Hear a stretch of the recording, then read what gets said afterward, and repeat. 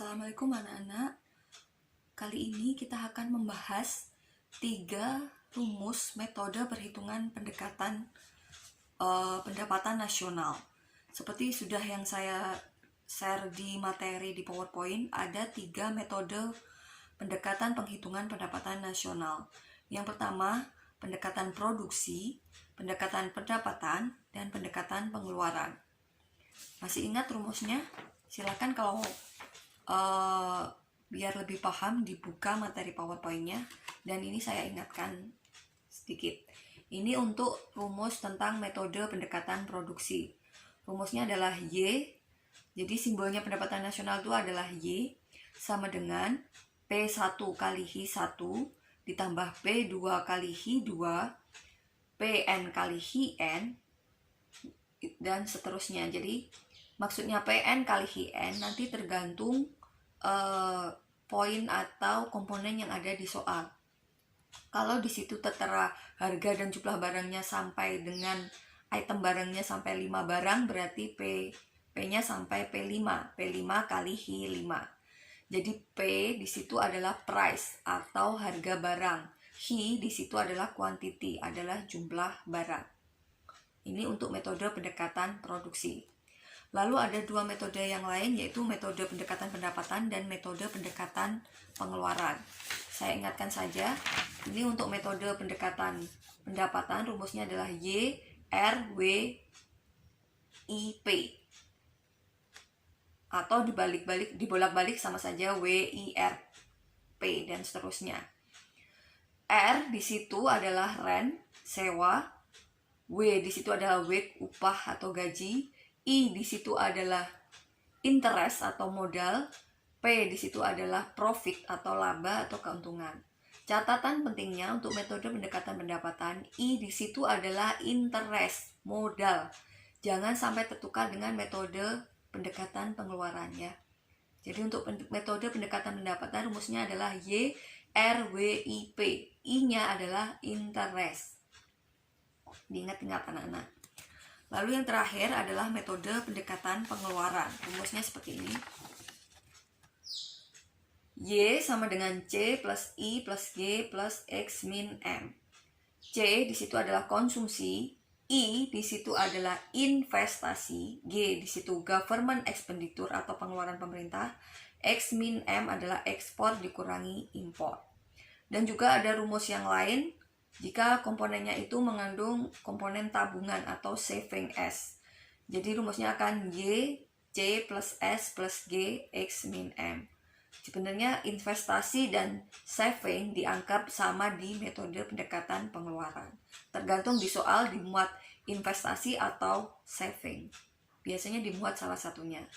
Catatan pentingnya jangan sampai tertukar dengan metode pendapatan, yaitu di poin atau di simbol I.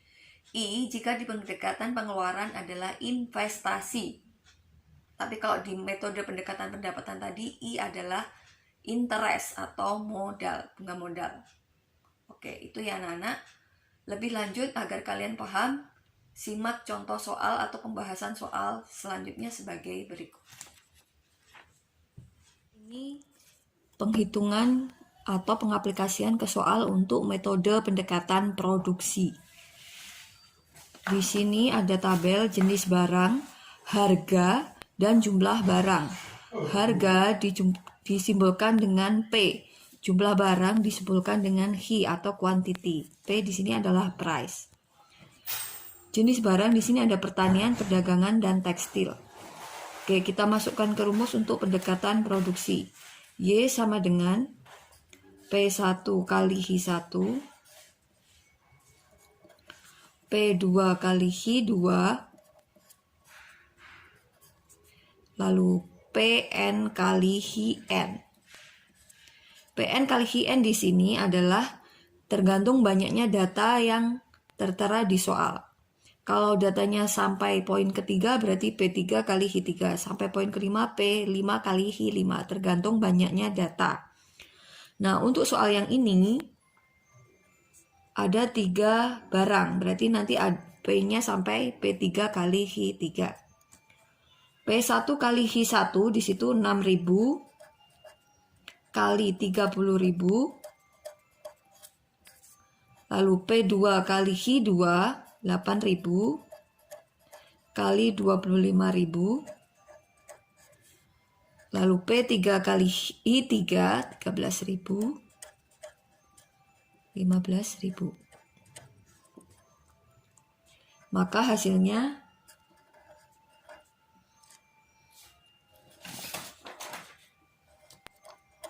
180 juta, 200 juta, lalu 195 juta.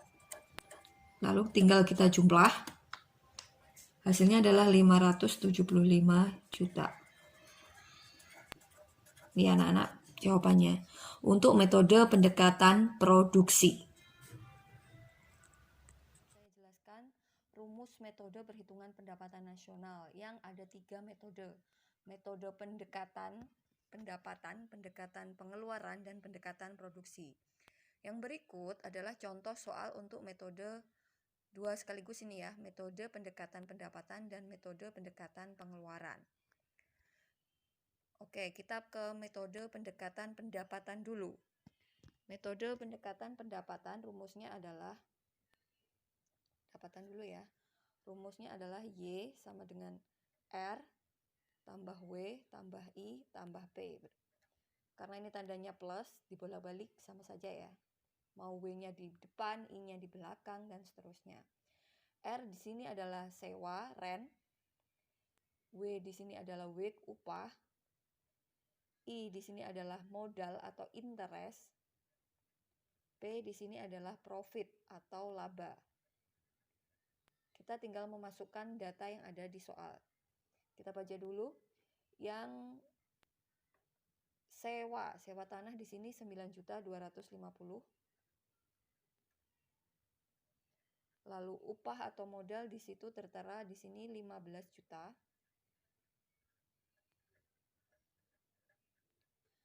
I di sini modal ya, jangan sampai tertukar dengan investasi. Di sini modal yang berbunyi modal adalah bunga modal. Maka dimasukkan 3,5 juta. Lalu yang terakhir adalah laba atau keuntungan.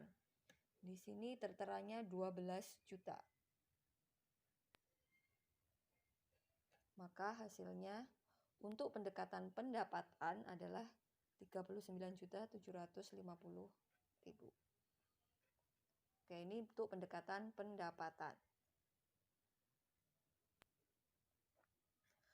Yang selanjutnya untuk pendekatan pengeluaran. Rumusnya adalah Y sama dengan C plus I plus G plus X min M. C adalah konsumsi, I adalah investasi, G adalah government expenditure atau pengeluaran pemerintah. X ekspor, M import. Oke, kita tinggal masukkan. Kita cari di sini konsumsi 18 juta. Kita cari investasi di sini 4,5 juta. Lalu kita cari government expenditure, pengeluaran pemerintah di sini tertera 14 juta. Lalu ekspor dikurangi impor. Di sini 12,5 dikurangi 7.250. Oke, hasilnya adalah 365.000 ditambah 5.250.000. Hasilnya adalah 31.250.000. Oke. Jadi ini ya anak-anak hasilnya untuk metode pengeluaran. Catatan pentingnya, jika pendekatan pengeluaran I-nya itu investasi, jika pendekatan pendapatan I-nya itu interest atau modal. Jadi kalau ada soal yang disatukan seperti ini, perhatikan untuk simbol I. Jika yang ditanyakan pendapatan maka I interest, jika yang ditanyakan pendekatan pengeluaran I adalah I invest. Terus bagaimana kalau ada komponen yang tidak ada di sini? Contohnya, misalnya yang ada di soal itu Yang tertera hanya sewa, upah, dan laba. Tidak ada modal bagaimana? Ya sudah ditulis 0. Jadi yang dijumlah hanya RWP. Sama dengan juga di pendekatan pengeluaran. Jika tidak ada invest gimana? Yang dijumlah adalah C plus G plus X min M. Jadi kalau tidak ada di soal, tidak usah ditambahkan atau diada-adakan. Jadi yang ada di data soal saja yang dihitung. Sekian anak-anak.